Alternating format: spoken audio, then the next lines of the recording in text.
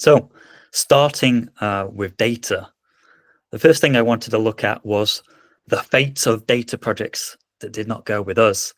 And on the top here, you'll see the route that people took. And then if we go down, we see the outcome. So 60% of companies that we've spoken to over the last 5 years decided not to do a data project at all. It was deprioritized due to budget as the primary concern there.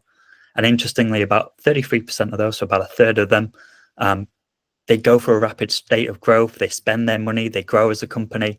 And actually, they come back to us typically within 18 months to say, oh, we regret not doing data earlier because now we've wasted sort of money and time on things that didn't necessarily work. And if we'd had the data, that wouldn't have happened. About 10% of people use SaaS tools. So I'm primarily thinking of sort of all-in-one data tools that do the whole life cycle there.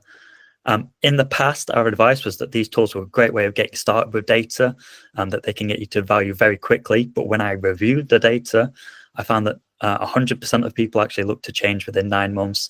They hit a barrier very quickly in terms of what the tool can offer. It's not bespoke to them as a company. So maybe our advice needs to change on there, and people should not use these SaaS tools.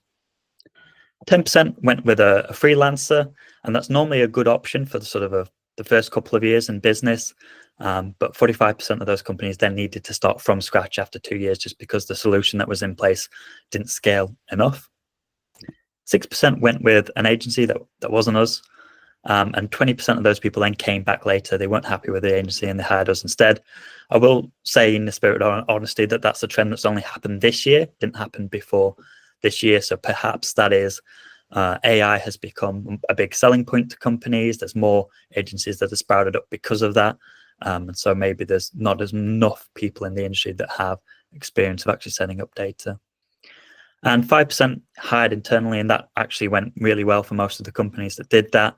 But about 65% of them struggled, typically 2 to 3 years later, to onboard somebody new onto that data stack because that person was building in silo and because they weren't documenting.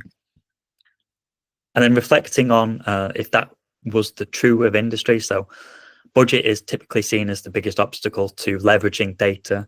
According to Big Data Wire, 43% of IT decision makers said budget was their biggest barrier.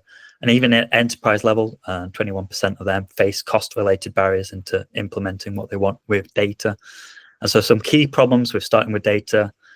We've got a little chicken here, sort of a chicken and egg scenario starts where companies decide to focus their budget on growing as a company, which makes a lot of sense, but it leads to a lot of wastage as you scale. Very difficult to align ROI from data initiatives where the business strategy is not crystal clear yet, which tends to be the case if you're earlier startup stage sort of companies. And then companies are building in a haphazard way, which means they incur quite a lot of technical debt later and they need to chop and change. And I'll pause there to bring in Candice. Thanks, Oliver. 100%. I guess at the very beginning of a startup journey, there's so many things to do. There's so many things to build. It's very hard to prioritize data. And we always recommend, if you can't get onto the data stack just yet, like a modern data stack, have some data visibilities. Just send some top-level signals. What you need is really having that feedback, the customer feedback. So, and as soon as you possibly can, put some effort into data because you're not going to regret it. We have, like Oliver mentioned, also people regret not starting it quick enough. We don't have the other way around problems. No one regretted we started too early, unless there is a caveat there. If your underlying backend database is still changing, in which case it's good to wait for a little bit until that stabilizes. Yeah. And I guess people on the call, we know that you're sort of beyond this stage, but is there any sort of things that rang true there? Is there any learnings in terms of how can people start with data and make sure that they grow efficiently?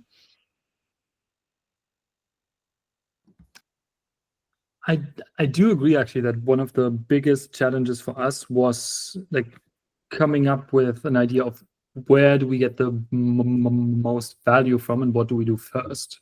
And I think even like 2.5 years later, we haven't entirely figured that out yet because there's now so much stuff coming in that we could do that it's not super easy to say what's actually the most important given the resources that we have. Interesting. Yeah, I think we hear that quite a lot.